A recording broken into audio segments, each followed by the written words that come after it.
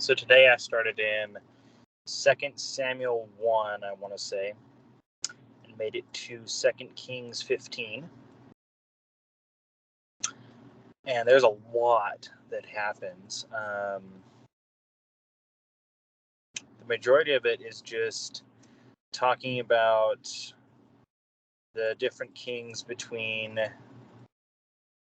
Israel and Judah, and then it'll switch to the other one, and it'll talk about the king of Israel, what they did. They died, their son took over in the year of the other king, and then talk about the other king, and so on and so forth. So it goes back and forth between the king of Israel and the king of Judah.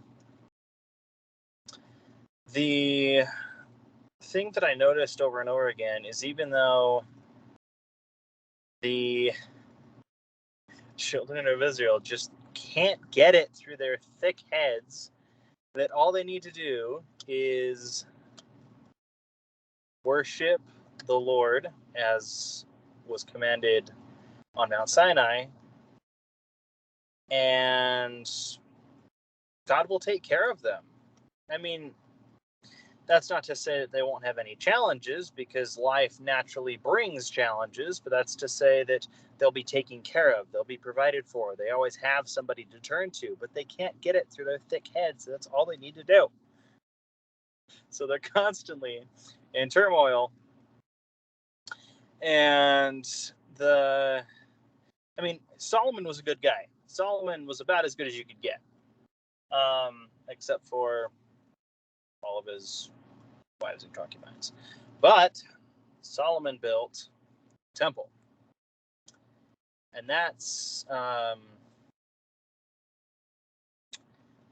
obviously very significant, because up until that point they had to use the tabernacle, because there was, nobody had established this is where the temple is going to be. And in the years after that, the Lord continually says that David needs, the house of David, who's the father of Solomon, needs Jerusalem, because Jerusalem is where the temple is built.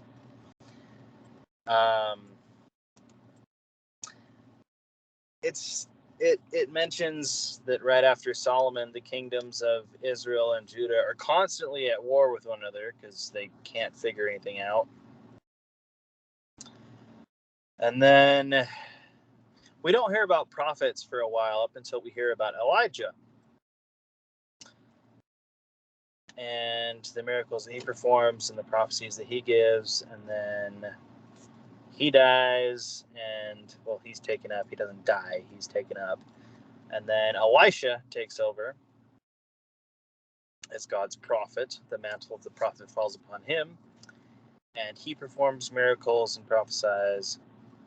And then he dies, and the people just can't figure out that all they need to do is stop serving the gods of, like, Baal and stuff, and just serve the Lord your God, and you'll be fine. It'll be better for you in eternity if you just stick to what Moses taught you. That's the problem.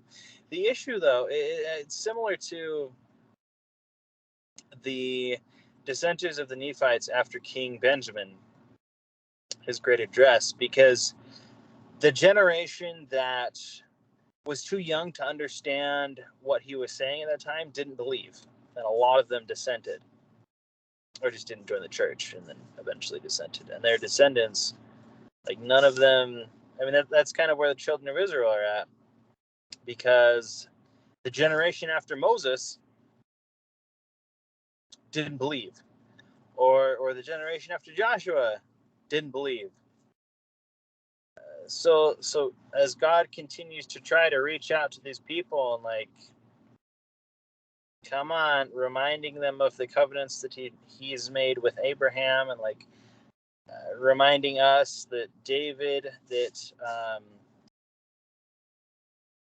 Jerusalem will continue to stand because David was a good guy, and his descendants need a place.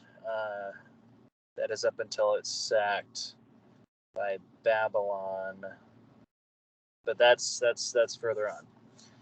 So my invitation for you tonight would be to look at your life and figure out where you could start maybe better focusing on God. Put it that way. Look throughout your life. I mean, the different aspects of your life, whether it's family, whether it's school, whether it's work, whether it's, whatever it be, hobbies, and figure out how you can